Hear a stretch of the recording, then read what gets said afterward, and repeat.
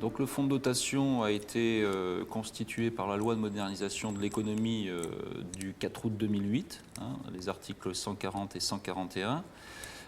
C'est une nouvelle personne morale qui a été créée dans le but, en quelque sorte, de doper le mécénat, partant du constat qu'en France, on était un petit peu à la traîne par rapport aux autres pays européens, malgré un régime fiscal particulièrement avantageux, puisqu'on a l'habitude de dire qu'on a un régime fiscal qui est l'un des plus favorables en Europe, voire même certains disent du monde.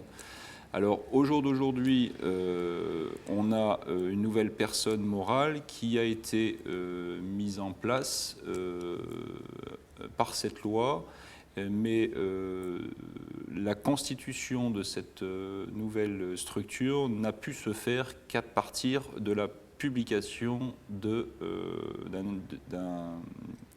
décret du 13 février 2009. Donc il connaît un vrai succès, puisque un an après la promulgation de la loi, on a plus de 400 fonds de dotation qui ont été constitués, donc un rythme de création très important. Le but de cette personnalité juridique, c'est de collecter et de capitaliser des libéralités, donc des dons et des legs consentis d'une manière irrévocable par les mécènes, et dans le but de financer des activités d'intérêt général.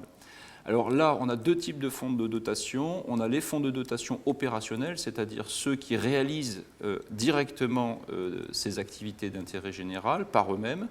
Et on a les fonds de dotation redistributifs, c'est-à-dire ceux qui, en réalité, financent ou apportent des financements à des organismes qui eux-mêmes ont été reconnus d'intérêt général.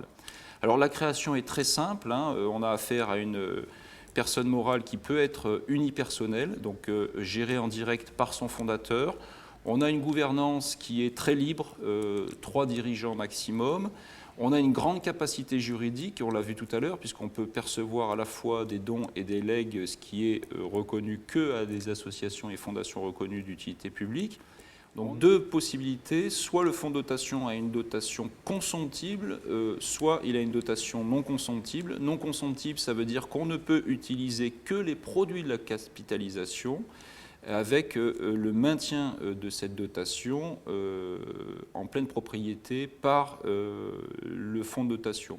Au niveau des ressources, les revenus évidemment de la dotation doivent être ou servir à financer ces activités d'intérêt général.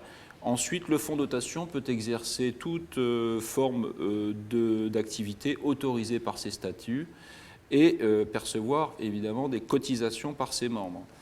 Il peut aussi mettre en place un régime d'appel à la générosité publique. L'avantage du fonds de dotation est de permettre aux mécènes de bénéficier des avantages fiscaux liés au mécénat, c'est-à-dire bénéficier de réductions d'impôts, alors soit d'IS, soit en impôt sur le revenu, à partir des libéralités qu'ils consentent. Et dernier point à envisager pour le fonds de dotation, c'est qu'on a une transparence financière qui est assurée par les textes, avec l'obligation de tenue d'une comptabilité, et enfin l'obligation de nommer un commissaire aux comptes dès lors que le fonds de dotation aura des ressources supérieures à 10 000 €.